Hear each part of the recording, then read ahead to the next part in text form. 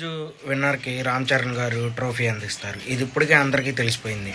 అయితే సెక్యూరిటీ మాత్రం చాలా బాగా పెట్టారంట. ఎందుకంటే last time Pallav Prashant win అయిన తర్వాత ఎంత పెద్ద గోల్ జరిగిందో అందరికీ తెలుసు.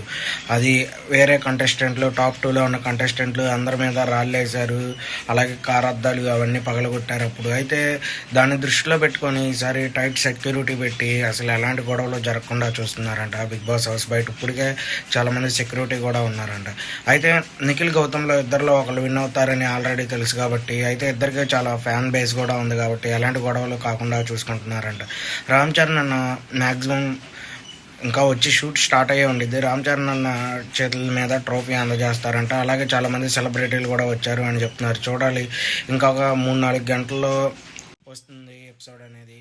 అయితే last time Pallav Prashant win అయినప్పుడు అమర్దీప్ సెకండ్ పొజిషన్లో ఉన్నాడు. అయితే అమర్దీప్ కార్ని అప్పుడు ధ్వంసం చేశారు. అలాగే చాలామంది కార్ల మీద కూడా రాళ్ళు ఇసిరేశారు. ఇలా జరగకుండా ఉండటానికే ఇప్పుడు సెక్యూరిటీ పెట్టారు. Okay friends, bye. మన ఛానల్ని సబ్స్క్రైబ్ చేసుకోండి. అలాగే ఈ ఎపిసోడ్ అయిపోయిన తర్వాత వీడియో చేస్తాను, నిఖిల్ అన్న గెలిచాడా లేదా గౌతమ్ అన్న గెలిచాడా అని.